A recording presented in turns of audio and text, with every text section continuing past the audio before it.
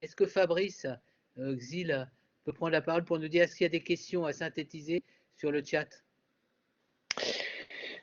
Alors, des questions à synthétiser. Bonsoir à tous. Des questions à synthétiser. Non, plusieurs interventions. Les premières d'abord en réaction à l'intervention de Catherine Olivet. Laurence Rennes nous dit « J'aime l'expression être à la merci. Il s'agit encore aujourd'hui de décisionnaires sans merci. On est passé d'un devoir d'assistance aux plus vulnérables à l'impossibilité d'exercer le droit de recevoir pour les résidents d'EHPAD. Joël Liguezolo sur l'intervention de Marie de Henzel souligne elle aussi, je la cite, j'ai rencontré des personnels soignants désarmés et en souffrance. C'est l'une des sources de burn-out bien connues, conflit entre contraintes de travail et éthique de métier. Et Sabrina Deliery, qui a réagi aux deux interventions de Catherine Olivet et de Marie de Henzel, souligne le parallélisme des souffrances entre la souffrance des résidents et des familles d'un côté, et souvent également la souffrance du personnel. Voilà, et j'ai vu aussi, il y a une question adressée, je pense, à Marie de Henzel, mais à l'ensemble des intervenants. La plupart des personnes sont-elles thanatophobes? Est-ce pour cela qu'elles ne se sont pas interrogées ni ont cheminé sur ces questions si elles n'y ont pas été directement concernées?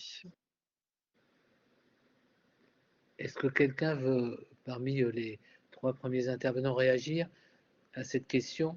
Peut-être, pendant que vous réfléchissez à la réponse que vous allez apporter, Michel Hubeau.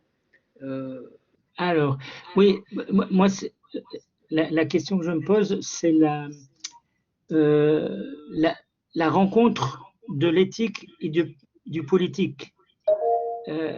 Parce que j'ai évolué comme Marie de Henzel dans les soins palliatifs, et il y a 20 ans ou même 15 ans, on n'avait pas ce problème de rencontre et de difficulté entre l'éthique et le politique. Et là, avec la pandémie, on est en pleine confrontation, on va dire. Voilà, et c'est la question, elle se pose, est-ce que dans toute la France, c'est la même situation, pas seulement dans les EHPAD, mais aussi dans les réanimations, puisque je suis infirmier anesthésiste. Et voilà. Merci de votre intervention. C'est peut-être pas une question à laquelle on répondra immédiatement dans le détail, mais c'est noté comme c'est une question importante. Il y avait aussi Olivier Mansereau qui voulait intervenir. Je ne sais pas s'il arrive à prendre la parole. Oui, je ne sais pas si vous me voyez. Je vous en prie, mais c'est pas grave, on voilà, vous entend. C'est pas grave. Voilà. Alors donc, c'était une question à Marie de Henzel en particulier. Et cette thanatophobie, c'est effectivement très important. Et ça marque bien les mécanismes sociaux. Néanmoins, ne croyez-vous pas que tout est lié, en ce sens que la thanatophobie est liée aussi à l'amourophobie, on va pouvoir dire, et à la natophobie. C'est-à-dire on nous spolie la mort, mais on peut aussi très bien, et c'est souvent le cas, nous spolier la naissance et nous remplacer la baise pour le reste entre les deux. Vous voyez, quelque part, cette mécanisation de l'être humain qui devient ni naissant, ni mourant et qui perd son sens de vie. Est-ce que ce n'est pas une piste pour cette société nouvelle que Merci tout le monde de votre Merci de votre intervention, d'abord claire et puis ramassée, et c'est très très bien. Je donne une dernière parole à Anne Amblès si elle veut prendre la parole. Voilà. Oui, en fait, voilà, j'ai été sollicitée l'été dernier pour co-créer la commission Écologiser la mort au sein de la commission santé d'Europe Écologie Les Verts, à l'issue de l'atelier que nous avons pu tenir aux journées d'été. Et c'était essentiellement au niveau du deuil. Et donc, voilà, comme il y a des questions sur comment faire pour que ça ne se reproduise pas, eh bien, ce que nous préconisons, d'ailleurs à l'initiative d'Anne de Beaumont, qui est aussi présente ce soir, c'est vraiment des hommages locaux. Parce qu'un hommage, un grand hommage national, c'est pas sûr que ça soit efficace et que ça parle et que ça console. Et donc, c'est vraiment à l'échelon local que des gens qui ont vécu ce même genre de traumatisme, qui le vivent malheureusement encore, puissent se regrouper et puissent être soutenus à la fois par les associations d'accompagnement du deuil, à la fois par des artistes qui vont aider à alchimiser, à transformer, à transmuter l'ordre de souffrance, à la fois par des professionnels ou en tout cas des gens très compétents en matière de participation, d'implication des habitants, que ce soit une vraie démarche participative, une vraie démarche réparatrice, que ce soit les gens eux-mêmes, les victimes elles-mêmes, qui, grâce à l'intelligence collective, à la créativité, puissent préparer leur propre cérémonie collective et pourquoi pas avec une création artistique, une stèle, quelque chose qui resterait en place. C'est pas reproduire les monuments aux morts. Juste voilà. Si je me permets, Anne, oui. Si ça ne vous dérange pas, ce que vous dites est tout à fait important. Ce que je vous incite plutôt à faire, si ça ne vous dérange pas, c'est de rejoindre notre groupe de réflexion. Envoyez-moi votre email et de façon à ce que vos propositions qui sont importantes, on puisse en tenir compte, puisque c'est une réflexion qu'on mène sur quel type de cérémonie. Et ce que vous nous dites est vraiment fondamental. Donc ce que je vous propose, pour ne pas vous interrompre, mais je sais que Marie de Hetzel, à 19h, c'est comme Cendrillon, si elle ne nous quitte pas, elle ne pourra pas retrouver son carrosse. Donc pour redire les choses, c'est pas pour vous supprimer la parole, Anne. D'accord. Je laisse la parole à Marie que j'apprécie au plus haut point. Voilà. Et vous m'enverrez votre très longtemps. email. Voilà. Vous m'enverrez oui, pas de problème. À notre prochaine réunion et dans quelques jours.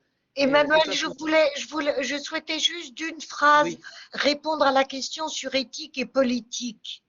Je veux dire, je crois sincèrement que nous n'avons pas mesuré en mars 2020 l'impact phénoménal des lois d'exception de l'urgence sanitaire.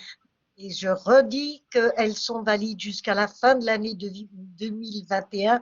Elles ont été reconduites tous les 6 mois par la représentation nationale. On n'a pas mesuré les conséquences de ces lois d'exception sanitaire puisqu'elles faisaient du sanitaire l'alpha et l'oméga de tout. Il y avait donc plus de place pour l'éthique dans les questionnements politiques. Le sanitaire était le seul argument valable. De toutes les façons, Catherine, merci de cette intervention. Soyez attentifs sur tous ces sujets de fond. On reviendra. On note. Là, pour l'instant, on identifie des sujets importants. Je propose à Marie de Hetzel de conclure cette première approche. Et puis ensuite, on va passer à la suite de nos intervenants. Marie. Voilà. Oui, je suis désolée d'ailleurs de ne pas pouvoir rester plus longtemps parce que je suis dans une zone sans Wi-Fi et je profite là quelqu'un m'a bien voulu me prêter un endroit pour 1 heure. Donc, je vais conclure sur cette question de la thanatophobie parce que je crois que ça, au cœur de l'éthique, on ne peut pas être dans une éthique, je dirais une pensée autour de la vie si on n'intègre pas la question de la mort.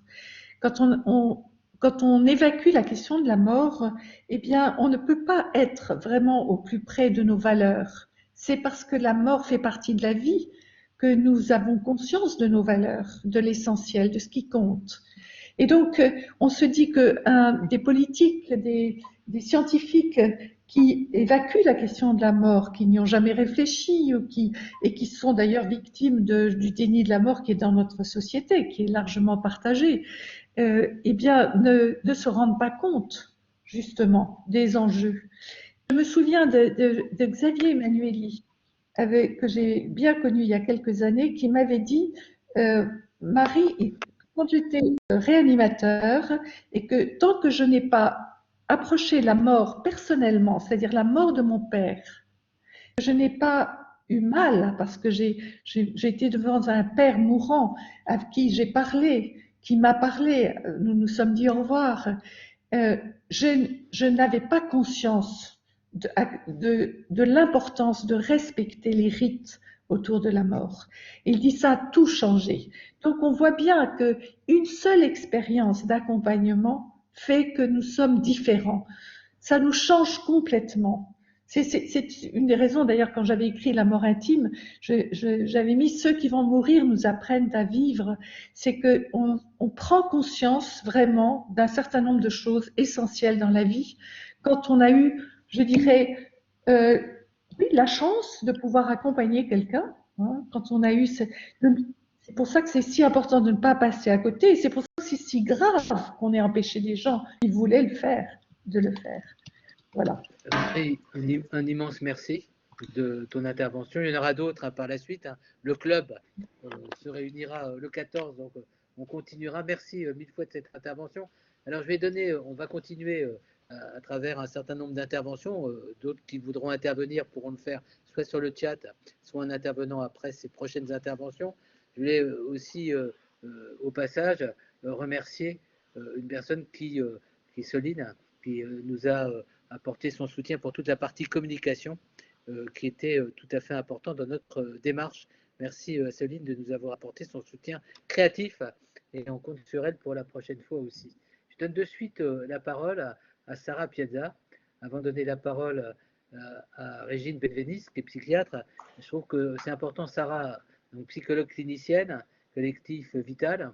Vous verrez le collectif Vital, vous pourrez regarder sur Internet ou en lien par rapport au site Éthique pour Démis.